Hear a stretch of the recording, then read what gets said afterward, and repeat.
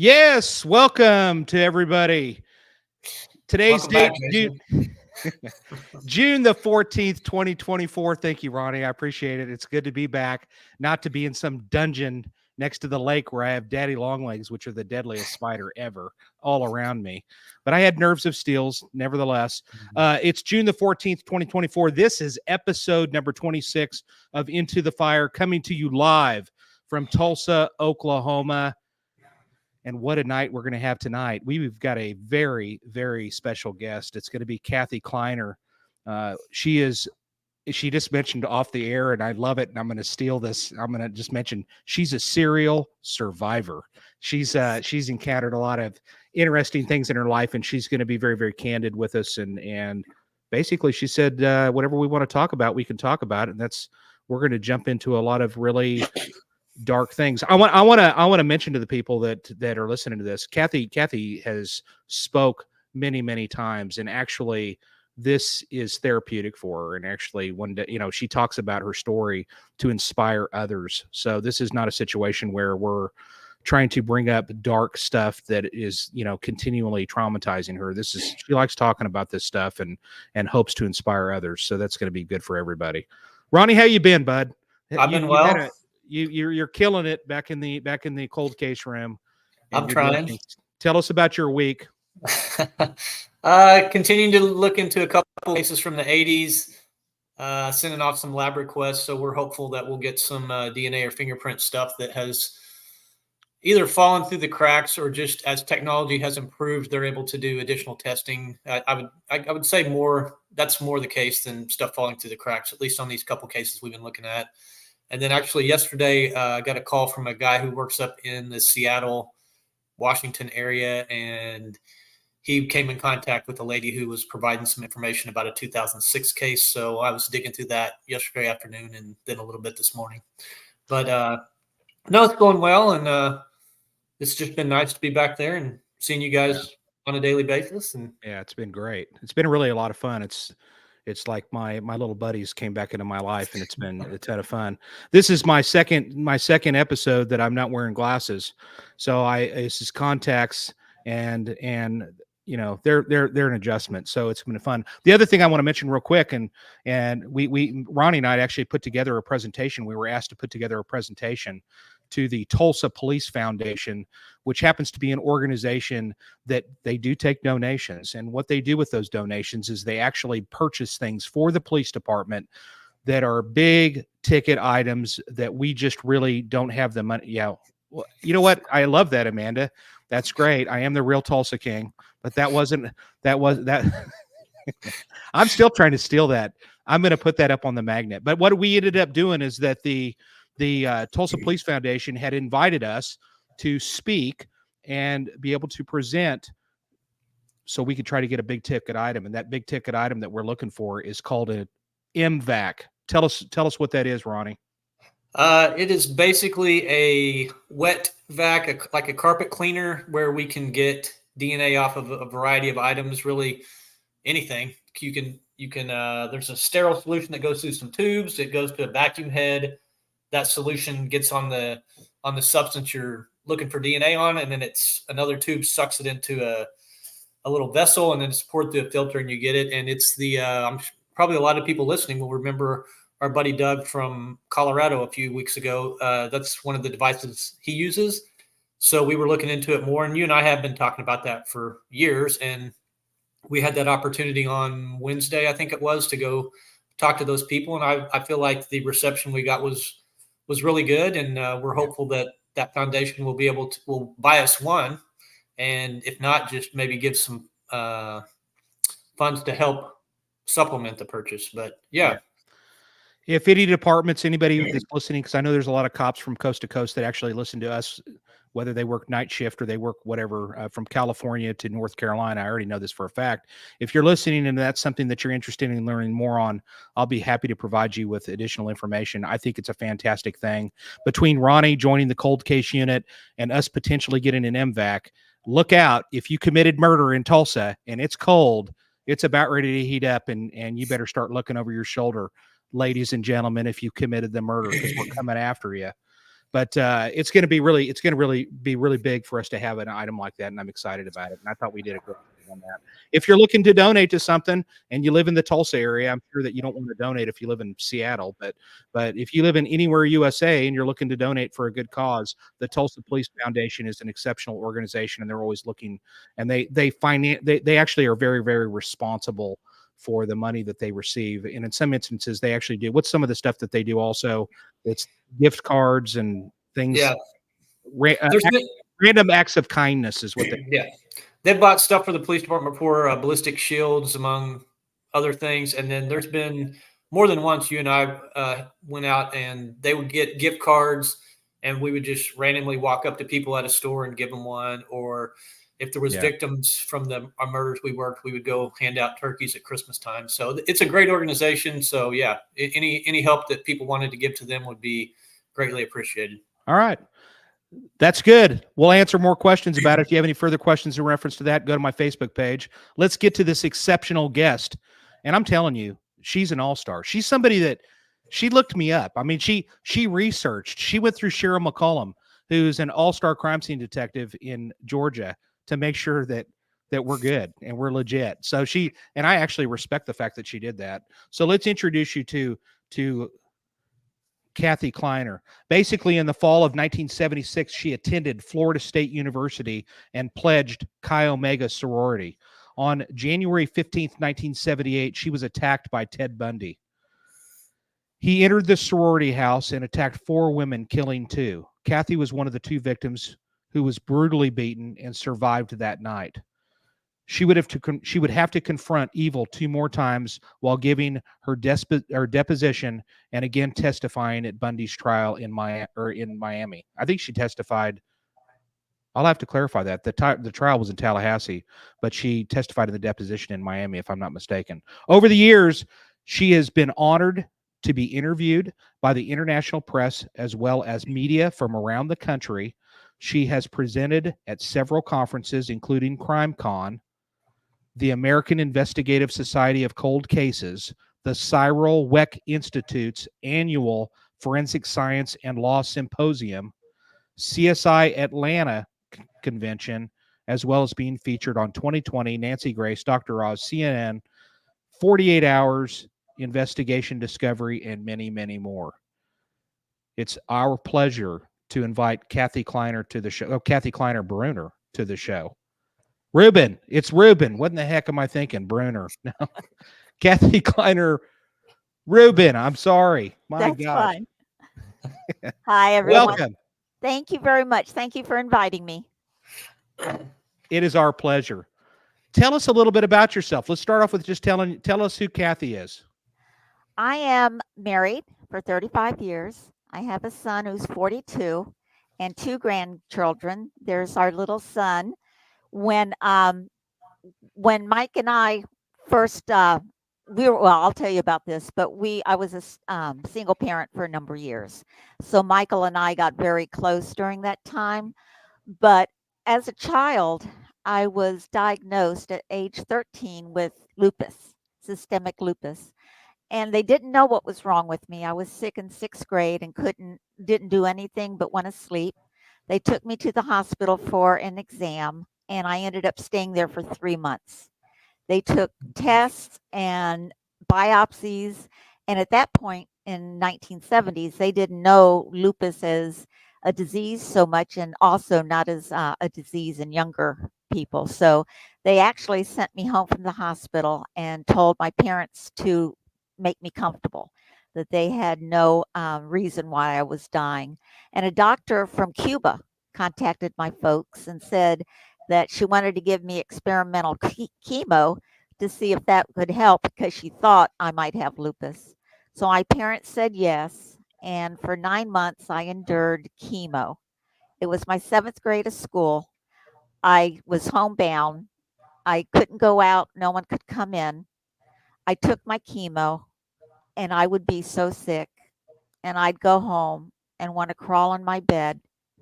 And after my 2nd session of chemo, I lost my hair. I lost all of my hair, and I was bald. And I was sitting in my house while my parents went to work and my sister went to school.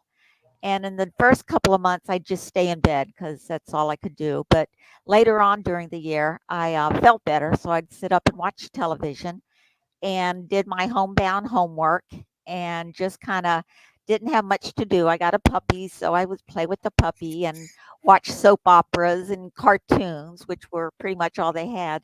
And I get so lonely that sometimes I would call the operator. I dial 0 just to have someone to talk to. And most of the time they talked to me for a few minutes, and other times they were too busy. But this lasted for a year. I started getting my energy back.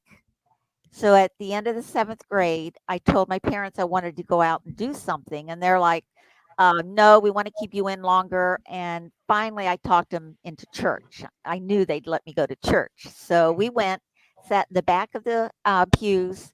I went home, and not 2 weeks later, I had shingles.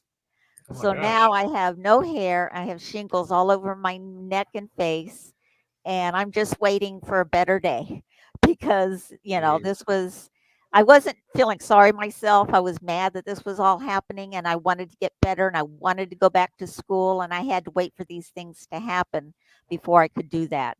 So I was grateful when I could go to 8th grade. That was a great time for me. And no one knew me. I mean, as kids, you're kind of fickle. You play with someone, and when they're not there anymore, you just, oh, well, let's play with somebody else. So I wasn't missed, and I didn't have a lot of friends then.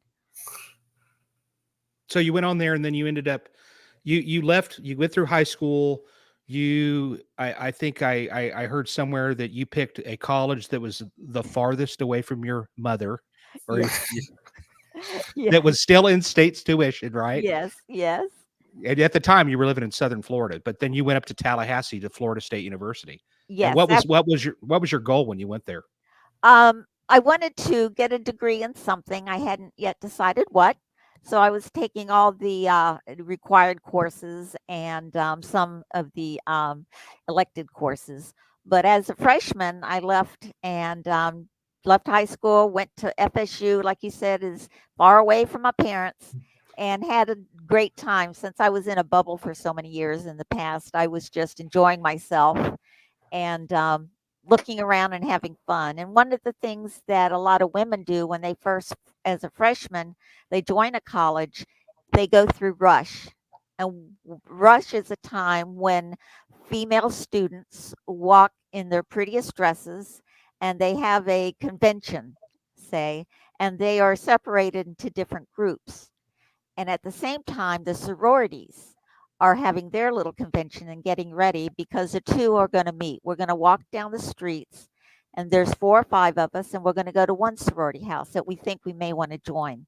And we'll talk to the sisters, and they'll talk to us. And about 10 minutes later, we walk down to another house, and the sisters are outside clapping and singing songs. And we go in the house and we tell them about us, and they tell us about them, and then we walk out and go to another house. Well, right after we leave, we didn't know, but they were writing notes on us like, yes, I think she would be a good sister, or no. And so during the week, the process, it kind of whittled down to at the end of the week, you had a choice. You had to choose a sorority house that you wanted to join. And if you were lucky enough, that sorority wanted you to join them. And I was lucky, and Chi Omega invited me to join them.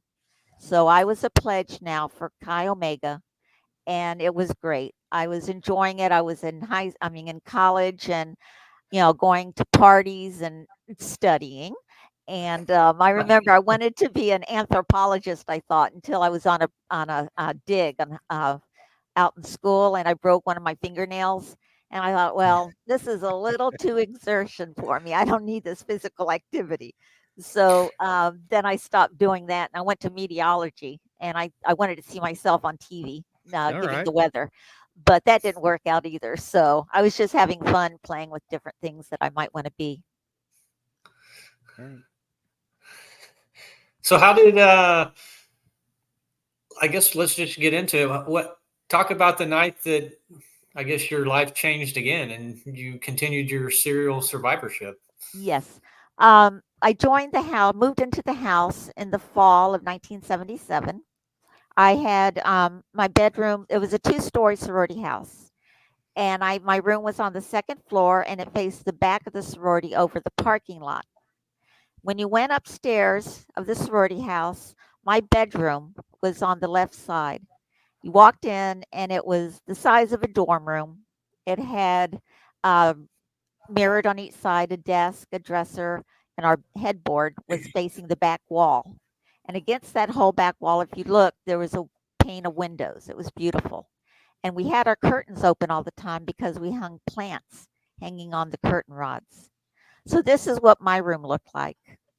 On Saturday, the 14th, the day before the attack, I spent it out all day with a friend, and we went shopping and did stuff. And in the evening, I went and did a potluck dinner with a bunch of my friends. And then I realized I had a test um, on calculus on Monday. So I figured I should at least open the book and see what this is about. So I went home early from the potluck dinner and crawled into bed and studied. And my roommate was also in her bed studying at that time. So we 11:30 or 12, we turned off the lights. We went to bed. Between our bed, we had a little foot locker, and that's a little foot like a locker where you put things. And on the desk was on the locker, I'm sorry, was books and where I put my glasses. And this was between our twin beds. So that night, sometime around 3 in the morning, someone came up through the back door of the sorority house. They picked up a piece of oak log that was sitting right next to the back door that we use for firewood. The back door, the combination was broken. This person walked in through the back door, through the recreation room toward the front of the house. He went up the big wooden staircase that led to the second floor. He turned, and the first door he came to, he opened, and it was Margaret Bowman's room. He closed the door and he attacked Margaret.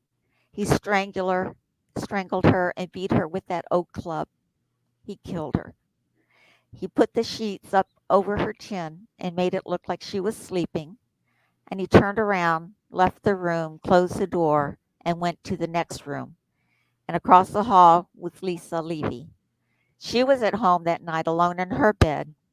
He attacked her. He did terrible things to her. He raped her. He mutilated her. He bit her on her butt and on her breast. And he left her for dead, although she was still breathing. He left her room, closed the door, walked across the hall, which was my room. He opened the door, and I heard the door swish under the carpet. And as I'm sleeping, I heard this noise, and it was something I didn't recognize. It just kind of woke me up a little bit. The next thing I hear is this big thud, this big trip. Someone had tripped between that footlocker that my roommate and I had between our beds. And I open my eyes and I look up, and all I see in the dark is the silhouette of someone tall, someone standing next to me. And he raised his arm up over his head. I could tell he had something in his hand. I didn't know at the time, but it was that oak log that he had just killed Margaret and Lisa with. He attacked me with that. He slammed it down on my face so hard it broke my jaw in three places. My cheek was cut open. You could see the inside of my mouth. I almost bit my tongue off. It was just hanging there. I had my chin severed. It was a mess. I was just in awe, and I passed out. Well, now my roommate heard something going on, and she woke up. This person walked across the room to her and attacked her with that same log. When she passed out, he heard me moving around again. And we didn't know, but this person never left someone alive. People he attacked, he killed. He came back to my side of the bed, and I'm scrunched up into the smallest little ball I could be, because I figured if he couldn't see me, he wouldn't kill me. So as I'm in my little ball, all of a sudden, the light illuminated. It was really bright, and I lift my head out from under the sheets, And I saw this person standing there, and he was kind of antsy, and he was like not sure what to do. And this light, the way it illuminated the room, was so bright, and then it faded away, and this person ran out of our room. He ran out of the stairs and out of the sorority house. And that light was from a car bringing home a sorority sister late from a date that night. It was around 3 o'clock in the morning. At that point, everything goes in and out for me as far as conscious and unconscious. The next thing I know, they called the paramedics and the police, and I opened my eyes, and at the head of my bed was a police officer, and he was looking down at me, and he was saying it was going to be okay. And for a few moments, I knew I was going to be okay because he wasn't going to let someone hit me again. And that peace gave me something to attach to, although everything else in my world right now was crumbling. And I didn't understand my injuries. And the paramedics took care of me. And then they carried me down the front staircase that were beautiful wooden that weren't so beautiful right now. And they carried out me out by the two front doors of the sorority house. And as I got out, I'm on the stretcher and it's starting to rain and it's misty and it's cold. And I look and he's walking right next to me. He's right at the head of me. And I recognized him again. It was the same person. So they're walking me down the sidewalk.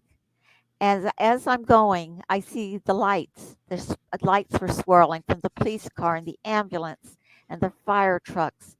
And I could hear the radio squawking, people talking to each other, the police. And as I turned my head, I thought I was in a carnival. I looked down and I could see the fairway. I could see the midway of the carnival. I could hear the people talking and I could hear the rides going on. And then we walked by and that vision, that hallucination went away and they put me into the ambulance. And when they closed the door, there was my police officer on the other side. He made sure that I got into the ambulance. And one thing I'd like to say here is that when a victim goes through something like this, and they're having a hallucination or they're telling you they're somewhere and they're fishing or they're doing something to go along with whatever you hear that they're saying. Don't say no, you've been attacked, I'm here.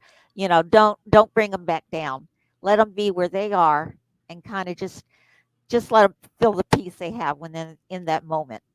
And I think that makes such a difference that that would really help victims as going forward. But the police have such an important role at that point. The first thing a victim sees and the feel of support they feel was very, very intense with me. And I praise him that he was my little angel taking care of me that night. Hmm. Yeah, you've talked about this an awful lot, and it's interesting to me. There's been times when there's certain things that you remember very, very vividly. There's no doubt. That you talk about the sticky. It was sticky, and that's probably going to be the blood, is what I'm assuming. Yes. And just things like that, and you do remember that you talk about. There's probably do you have you had a lot of the memory kind of come to you, or were you kind of did you not really know much about what had happened or right after this thing had happened and then things started coming to you? Right away, I did not know. I couldn't put things together. And right after the attack, before the police came, I remember I was in my bed and I was yelling and I was screaming for help. But all I was doing was making those gurgling sounds because of the blood in my face and in my mouth. And my jaw was just dangling. And as loud as I thought I was, no one could hear me. Not until my roommate got out of her bed. She was attacked, but she was able to get out of her bed and walk into the hallway. And the sorority sisters saw her, and that's when they called the police. Yeah, I But think thank God. I remember that taste of the blood was kind of like sucking on a penny or something. It had just this metallic taste, and it was just something I'll never forget.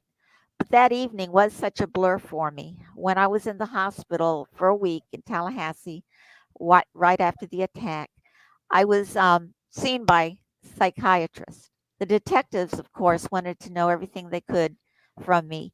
And I didn't have any information, and my jaw was wired and I wasn't communicating well. So they hired two psychiatrists to come to me and they actually hypnotized me so that possibly I could remember anything that would help the detectives or anything that could lead somewhere for someone to find out who did this. And while I was under hypnosis, I heard in my head what happened. I put myself back there and I heard that door open and I heard him trip over that footlocker. And I heard these things in my head that I felt like I was not telling the truth when this was coming out because I had no memory of it, but it was coming forth. And other things that happened that night that I do remember now was because they did come back to me, but they came back to me because I knew what to look for. And when it came back, it wasn't like, oh my God, am I making this up? Or, Mhm. did I put this in my head? It was actually there. And so that helped me to process what was going on through me at that point. I think a thing that you're bringing up that's important for people to know, including cops, when we're dealing with different cases, is all this craziness is going on, and you didn't hear anything or didn't awake until that door's opening. And I know there's been multiple cases I've been on where we're interviewing somebody, whether it's a civilian or a cop, and there something crazy happens just right near them, and they're like, I didn't hear or see any of that. And it's not that they're lying or trying to trick you or anything. Sometimes there's just their focus is on something else, or in your case, you're so deep in sleep that who knows what can happen, and you really don't see or hear anything. And a Right. lot of people at times are like, no, there's no way you didn't hear this or you didn't see that. But you're just another example of how that's actually accurate and true. And Yes, that's always fascinated me. There's the brain, how it knows stuff or it avoids other stuff. right. And as soon as I heard him trip over the trunk, that's when I totally woke up. And that's why he never said anything. He never said anything to me when he attacked, nor my roommate whom he attacked. And he came back to my side. He never said anything. And the only thing that happened was the light. So it wasn't something that scared him away. It wasn't like people were coming in or that he was finished. It was that Yeah. Yeah. light scared him away. And I spoke with Cheryl McCullum and some other police officers who said they never would have thought that. It was so outside of the box that they never would Yeah. have thought something external like that would be the reason for him to leave. And I believe if he was not scared out of our room, he would have gone up and down that hall Yeah. Yeah. in Yeah. that And that's and sorority. I'm actually surprised that that didn't happen really. And then the other thing that you'd mentioned before other times is that you talked about you didn't have any pain. It didn't initially. I mean, I'm sure that did come because Yeah. I've heard you talk about where they had to re-break your jaw again. Yes. I can't even imagine that.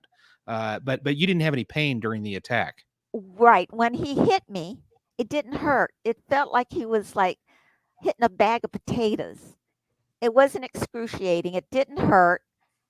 And then when he attacked my roommate, I think at that point I was hurting.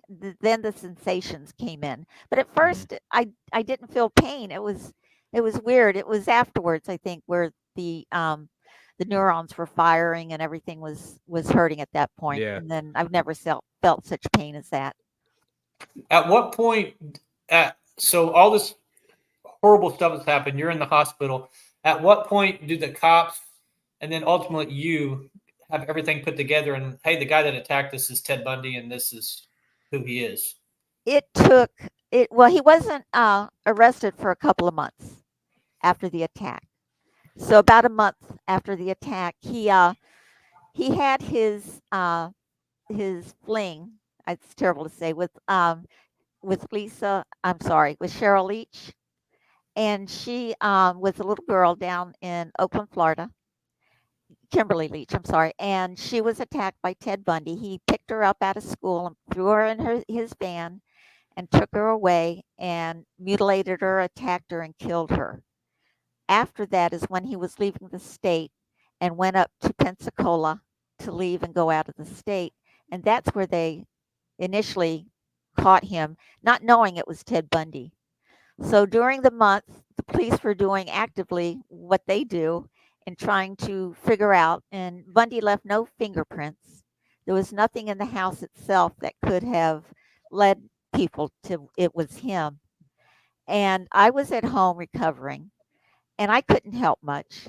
And it was the detectives and the police doing their work that actually helped, because when Bundy was located in Pensacola just before he left to go into Alabama, he was stopped on a auto theft charge, Yeah. and was he was ran away from the cop. The car, they stopped the car. He got out. He goes, "You don't know who I am. You have no idea." And the police officer said, "Give me your ID." And he started running. And Bundy took off, and the police officer chased him down and caught him and cuffed him and took his ID. And he had several pieces of ID. So he's right. They didn't know who he was. But even back then, in 1978, he was arrested in Utah, and he had been known to the police in Colorado. But Mhm. all this information had not made its way to Tallahassee, because it wasn't, as I understand, an exchange of information like there is now.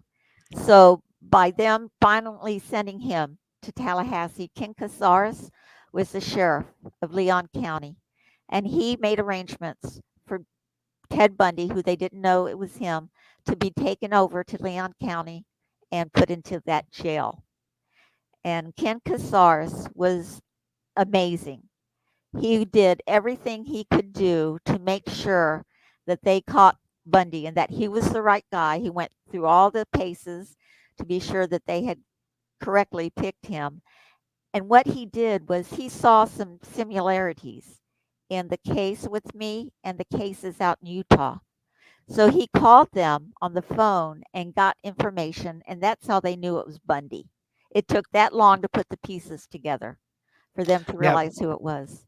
and I think I saw Ken talking on 48 Hours where the night that your incident happened, he actually did get a phone call from some detectives that were, I don't know if it was from Washington State. I think it was Washington State that actually said, "Hey, you need to consider Ted Bundy." And he wrote it down. He'd heard of Ted Bundy, but Yeah, he'll admit that he didn't really think much of it, because he's like, yeah, I mean, how the heck would he be way down here? Or yeah, he just wasn't thinking that. And then yeah, actually there was another girl that night that was within what, 2 blocks or yes, something along those yes, lines, that actually Cheryl. got attacked Uh-huh, by Bundy as well. uh-huh. And the one that leaves me to, I want to mention this real quick.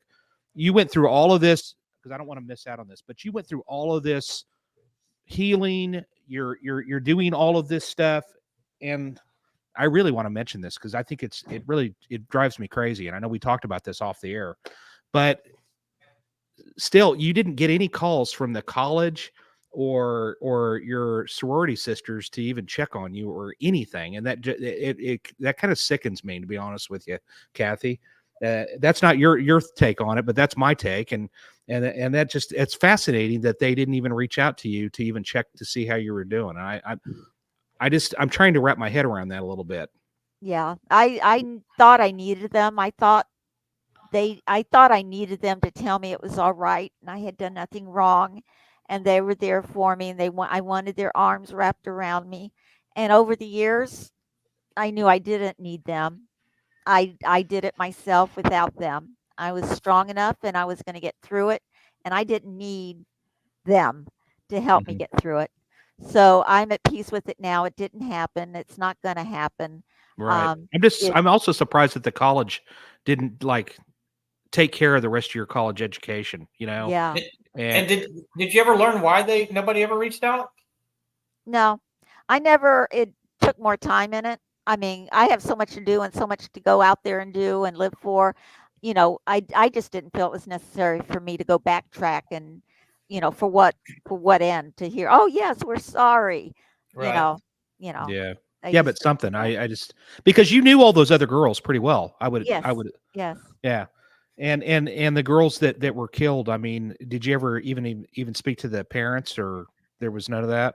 No, I was recuperating. I was pretty bad down in South Miami, and I was by myself. And I did have my jaw wired shut for 3 weeks. 3 weeks in Tallahassee, they wired it, And then in Miami, I had to have it broken and realigned because it wasn't set correctly. So I had to have my jaw rebroken again, which was very uncomfortable. And then they wired me shut for 9 weeks. So, And you had to have wire cutters around your neck, or yes, what? What was that for again? as soon as my mouth was wired shut, they gave me nail clippers on a on a necklace. And I had to have that with me 24/7 in case I started to aspirate or cough or choke or something that I had to open my mouth. So someone always slept in the room with me. My parents, we had twin beds in my house in Miami, and my sister always slept next to me, and she had the wire cutters on the necklace around her neck when she slept with me at night. So she was like, "That's my job." She said she didn't sleep a lot because just in case. But I was her little sister, and she was going to take care of me. But thank God we never had to use them. But Right. that's a story now. But that's why I had my flippers around my neck. So you get through all of that, and then you have to face Bundy in court in Tallahassee. By the way, I like that judge. The judge, just the listeners here, you can literally watch, if not the whole trial, it's on YouTube. The whole trial is on YouTube, and I actually started going down that rabbit hole of watching hours of the trial, which was fascinating. As a matter of fact, your testimony is on there in its entirety, Yes. and it was kind of and there you are, and it was kind of you know what I took from you taking the stand is you were being positive and bubbly on the stand, and doing your best, Yeah. and I just, you weren't on the stand a terrible length of time because you really didn't see him per se as far as being able to identify him. Yeah. But what was that like, taking the stand and there he is in the courtroom? Well, the first time I saw him at the deposition, and I walked in and I didn't know what a deposition was. And this was in Tallahassee.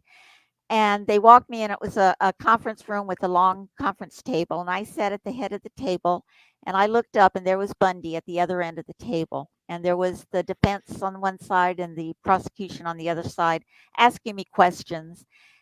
And I don't remember what they asked, but I remember staring down Bundy. I wasn't afraid. I felt safe where I was in my surroundings, and I just looked at him, and he just kinda was flippant, just sitting there like, "Whatever, let's get this over with." That was the first time I saw him, and the second time was during the grand jury, and again, I was taken into the courtroom, and he was sitting there, and I looked at him, and I felt strong now. I felt good that he was still there, and he was gonna be in trouble, and he was gonna pay for everything. I felt so strong about it even before the trial. Then comes the trial. The deposition and grand jury were done in Tallahassee. They moved the trial to Miami because of so much publicity in Tallahassee. They didn't think they could get a fair jury. So that's when it was moved to Miami. Oh, okay. So that's when I did the testimony down in Miami. I And didn't it So know was, that. nowadays, the court system has a victim witness center. They have advocates that are with victims of crimes and their families and stuff. How did the DA's office, the court system, how did they treat you, and did you have any help with them or anything, or were you just kind of out there on your own? I was out there on my own. My parents were there, my brother and my sister in South Florida. We had a close little group that took care of me, my little bubble, I call it. And they didn't reach out. I mean, I guess in 78, it was just you got attacked and you're not dead. So let's keep going, Yeah, Yeah. And so they didn't reach out. And I had no therapist at the time. It wasn't offered to me to go see a therapist. So I kind of dealt with everything I've gone through on my own. And I don't know if I came out better for it, but it's how I treat myself and how I got through the issues that I had to go through. So did he confess to attacking you guys there at the Yeah, house?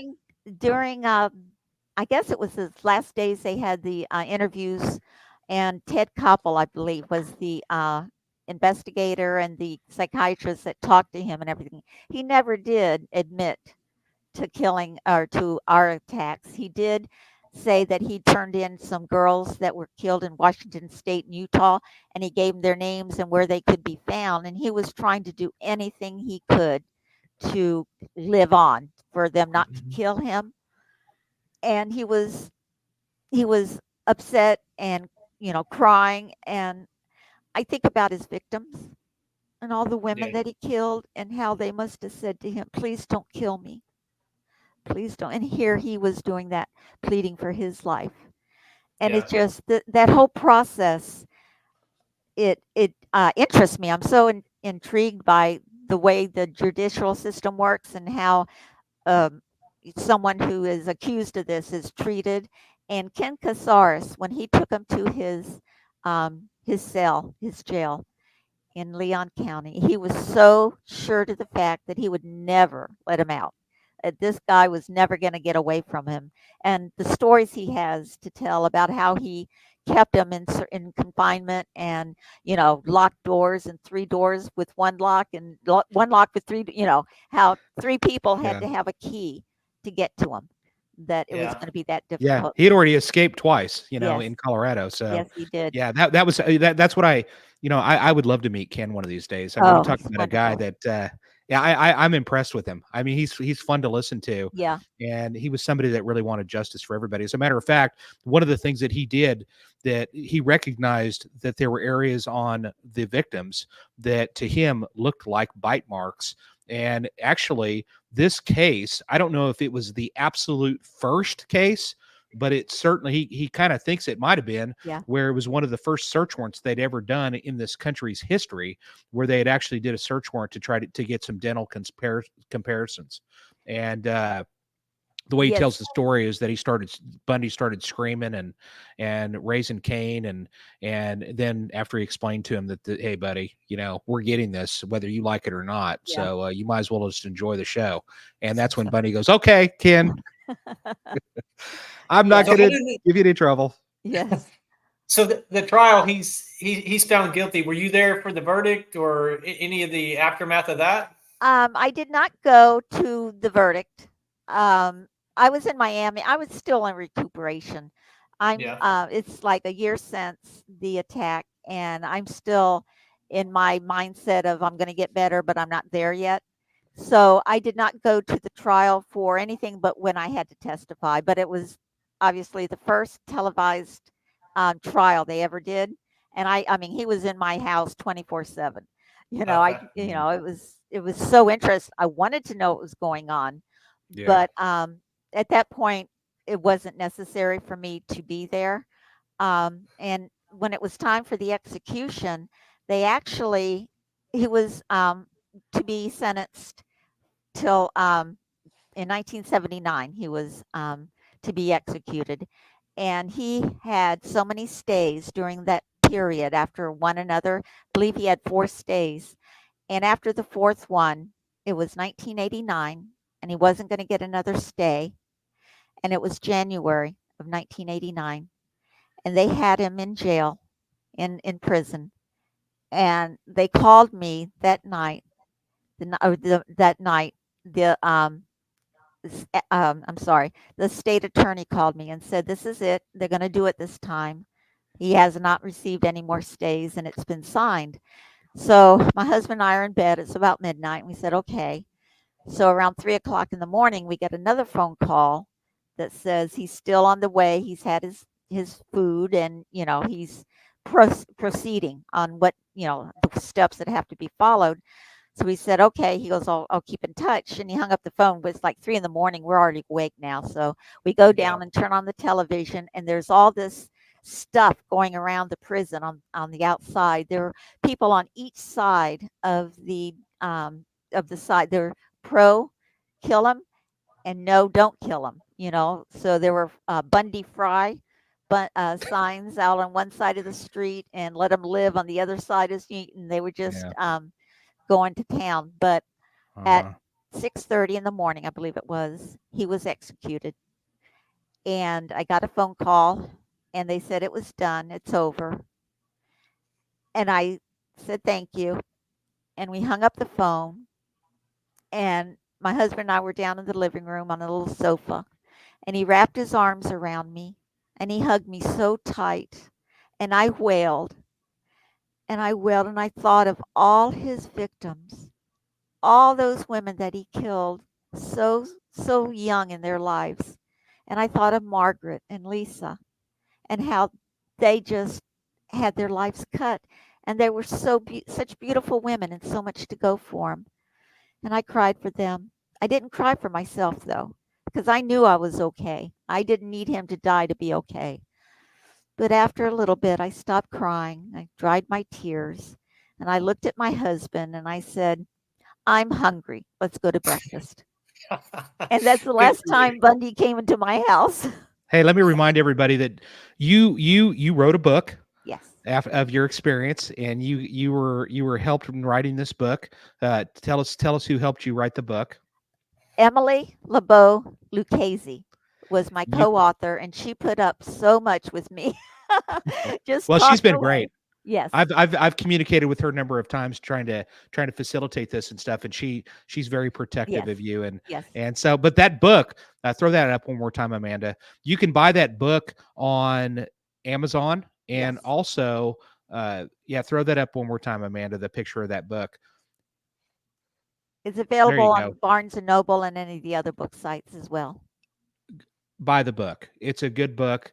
I've been going through it here. They were kind enough to send us the manuscript. We were able to read through it. Buy the book. It's a really good book. And also, they can follow you on Facebook, and that's at Kathy Kleiner Rubin. I'm going to get it straight Yes, this time, and that's where they can follow you. And I'm sure that if they had questions for you, they could ask you. And definitely. I, man, the one thing I see about you, and I want to get to this bank. She's also a victim of a bank robbery. We're going to get to that in a minute because that's kind of an entertaining story. I know it's like you've got Hello. people. There's all kinds of things happening in your world. They're trying to get you, but you are making it. So Yes, uh the one thing that I wanted to you know what I see about you? I see just somebody. I'm surprised that the police departments don't call you, when they have just like a horrific crime, for you just to be like an advocate. I If would yeah, I would love that. I need to reach out. I mean, I know what I'm doing. It's funny, over 40 years I never came out and talked about any of this cuz nobody came to me. And a lot of the reporters and media thinks that, "Oh, don't traumatize her again. We don't want to do this to her as a victim." well, that's a And first. when CNN came around, it's like, "Where have you been for 40 years? Of course I want to Yeah. talk about this." Yeah, So, usually that's the last thing on their yeah. mind, actually. But but that's something that, and I know you speak, and of course, uh, I've already had people asking me, "Hey, man, does she speak, and is she interested in coming to this conference or whatever?" And I will certainly put you in touch with at Yes, least one organization that has definitely. already Thank you. inquired about you. But that's something that you do. You speak. So if you're listening and you're interested in a real inspirational story, and we're just scratching the surface here, ladies and gentlemen. I mean, this is not even, there's so much more that she talks about. But so this book, you wrote the book. What was that like, and how has that been received? It was, uh, it was a labor of love. It was like a roller coaster ride of emotions and feelings, and, I had 40 years worth of things I wanted to say, and over the years, I tried to write my own book, and I would sit down and write a story of what I was thinking, and as I did that, my son was out playing his baseball game, and I was at home writing, or he was out doing something else, and I said, Mm, "I'm not doing this. I'm not gonna sit home and write the yeah, past when I yeah. can be there and enjoy the future." Good for you. So at Good this for you. point, but working with Emily, she was wonderful. It was like every Tuesday she would call. I'd be in a nice room and she would say, "We're going to talk about lupus today." So I would go through everything in my head that I could remember about lupus and how I felt and what the IV felt like when it was running through my veins and how it was warm and everything I could think of. And Mhm. she would write it down. We'd maybe 2.5 hour phone call, and then we'd hang up and she would do what she had to do for writing it, and then next Tuesday we had another topic we talked about, and it was so much to get out, and I didn't realize I was still holding more in. So Mhm. by doing this, I found other things that I was holding back on that I brought forth, and it was good for me. because, the other things that I want to know about myself and how I could do better by it. Yeah. Um, but that process took about 2.5 years, and she wrote so well. The words Yeah. I thought she wrote, and That's awesome. she's wonderful. Hey, That's Kathy, awesome. a couple of our very loyal listeners have a couple questions I'll throw at you. Barb's wanting to know how old were you when this went on, and then Steph's asking how you're doing today. I mean, my personal opinion is you seem like you're doing great, but I'll let Yeah. you answer it. So, yeah, how old were you when all this happened? I was 20. Okay, and 20. then I feel like you've talked about it some, but yeah, just how do you feel you're doing, and that you got through all this, and you're just living. It sounds like. Yes, I'm doing great. I'm doing great. We retired 2 years ago, and enjoying my family. And it's a great thing. I look forward to what I'm going to do tomorrow if it hadn't gotten me yet.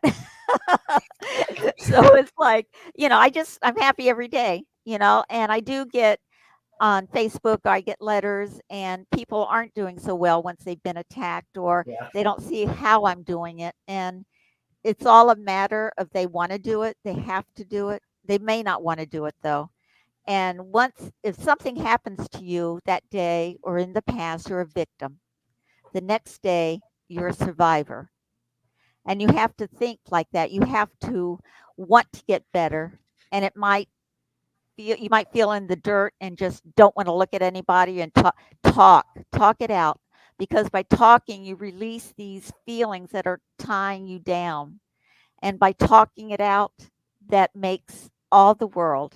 Once I began to talk and people would listen, even though people didn't want to listen, I called zero. No, I'll talk to the operator. But, people want to hear. You have your circle of friends and they need you and the world needs you. They don't want you in a little box staying by yourself. So once they can move on, they can make things a lot better for themselves and for those around them. I think that's a great take on it. I know I do Jason too. wanted to get into it. We're running super short on time, as Jason always says. These fly by. So, what's the Reader's Digest of the bank robbery? Yeah.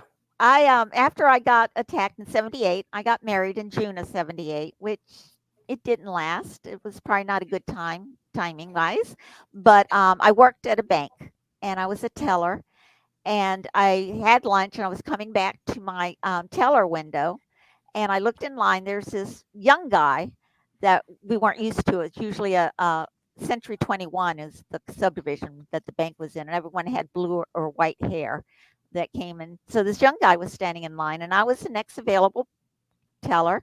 So he came over and he put a little leather pouch on the counter, and he said, "I want all your money." And at that point, boom, my head is just a flutter. I don't know what he said after that. So I'm opening my drawer and I'm looking and I said, "Well, do I give him 20s first or ones first?" They didn't teach me this in teller school. And as he's saying, I want all your money. He opened his little purse and there was a gun in it. And he said, "I don't want to take that out and I don't want to hurt you, but I want your money." While this is happening, the head teller was behind me and she knew that something was going on. So she activated the quiet call the police button, and they came in and they were behind me at the drive-through window. And I was looking forward through the lobby and he was looking behind me at the drive-through, and that's when he saw the police officer driving through. So this guy got his stuff and ran, and I didn't know the cop was back there. And I'm like, "Yeah, yeah, you take it, you get out of here." And I thought, "Yeah, I'm a badass." Yes, that's what I was looking for. Yeah, but I heard fire shots in the street and everything, but they did catch him. I had to identify him, but it never went to trial for whatever Oh, reason. I jeez. was kind of glad, but so that Yeah. was my Listen, I can't thank you enough, Kathy. We got to cut this short, but okay. remember, everybody, buy the book if you're an if you're just a reader and you're interested in that. Buy the book. It's going to a good person. She wants to share the story. From the parts that I've read through it already, it's fantastic, and it'll definitely keep your attention. There's so much stuff that's on the internet. Once again, you could watch. There's a documentary about Bundy on there right now on Netflix. That's actually pretty well done, actually, and it's interesting. And I don't know. Any final thoughts, Kathy? What's the final thought for the day from you? Just be happy. It's a world out there that you can enjoy no matter what you've been through. It's something Well, out there to go out, let the sun shine on your face, look at the leaves on a tree, look at the bugs on the ground, and just enjoy it. Just enjoy I love everything it. there is out there. Well said. Tell Very well Scott, said. your husband, thank you for letting us borrow you. I'm sure your son Mike is I'm sure you did a great job with him as well. So Well, he didn't congratulations. think he didn't know till 42 that I got attacked by Ted Oh my Bundy. gosh. Wow. What a shock that was. Yeah. He read the article in Rolling Oh my Stone gosh. that was printed. He read Wow. it, went, "Oh my gosh." Well, I'm like, listen, "Sit Kathy, down." that's crazy. You are a friend of mine from here on. Sorry, but you're going to be my friend. Thank And you. if you ever need anything, you reach out, and I might reach out to you for further questions. We'll be Definitely. in touch for sure. Thank you, everybody, for joining us. Next week, Thank you, we're going to Kathy. have. Yes, thank you very much. You've been really a joy to have on here. Next week, we're going to have Troy Belt, correctional officer extraordinaire from the Kentucky State Penitentiary. He's not anymore, but he used to be. And that's where death row is, in Kentucky. So you talk about somebody, he's like a brother from another mother to me. Great guy. He's going to be a fun time. And actually, in 2 weeks, we're going to have a retired FBI profiler that's going to join us. So we've got some great stuff coming our way. Thank you, everybody. We can't do this without you. Thank you again, Kathy. You're the bomb, and I'm a fan of yours. So thank you again. We will catch everybody next week. Take us out, Amanda.